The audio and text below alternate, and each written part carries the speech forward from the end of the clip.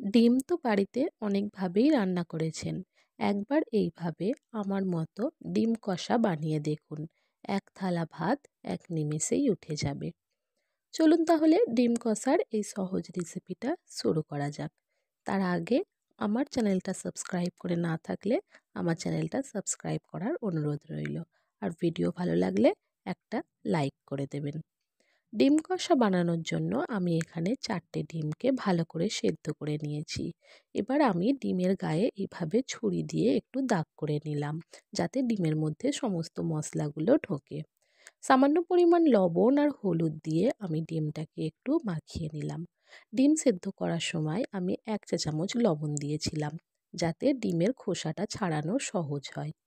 এইবার কড়াইতে তেল গরম করে আমি দিয়ে দিলাম 2 বড় চামচ তেল। তেল খুব ভালো করে গরম করে নিতে হবে, না হলে কিন্তু ডিম ভাজার সময় ডিমগুলো কড়াইতে লেগে যাবার সম্ভাবনা থাকে। তারপর ডিমগুলোকে দিয়ে আমি ডিমগুলো একটু লাল লাল করে ভেজে নিলাম। ডিমগুলো যখন লাল লাল করে ভাজা হয়ে যাবে আমি এগুলো তুলে নেব। ওই একই তেলে আমি দিয়ে দেব 1/2 চা চামচ গোটা জিরে, 2টো এলাচ, 2টো ছোট দারচিনির টুকরো, আর দিয়ে দিলাম একটা পেঁয়াজ কুচি।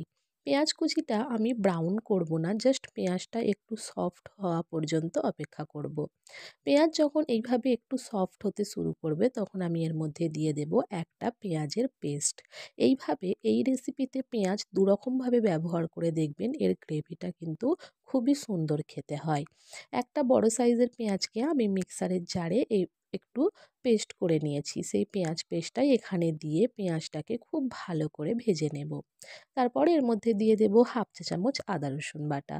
আদা রসুন বাটাটাকেও আমি খুব ভালো করে পেঁয়াজের সঙ্গে ভেজে নেব। যতক্ষণ না আদা রসুন বাটার গন্ধ চলে যাচ্ছে ততক্ষণ আমি আদা রসুন বাটাটাকে মিডিয়াম ফ্লেমে পেঁয়াজের সঙ্গে কষিয়ে নেব।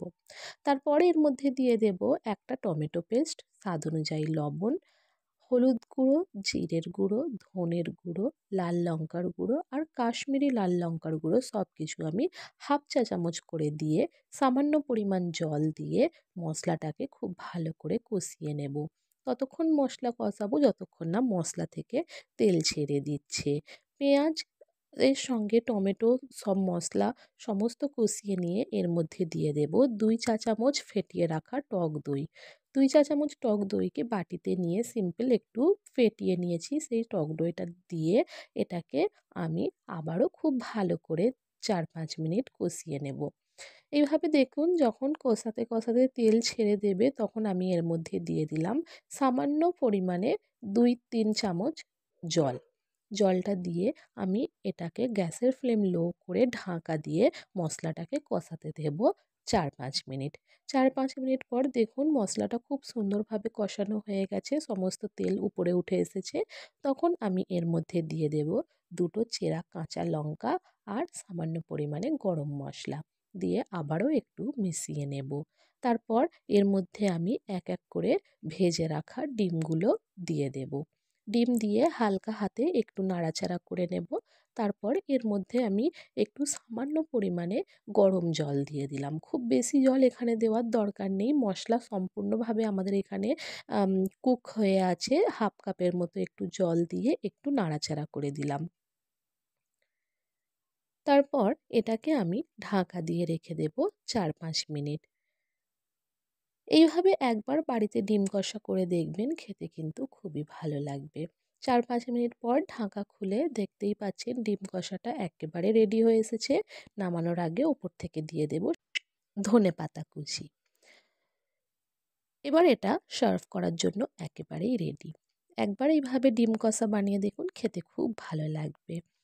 ভিডিওর কোনো উপকরণ বুঝতে অসুবিধা হলে ডেসক্রিপশানে উপকরণ লেখা থাকবে।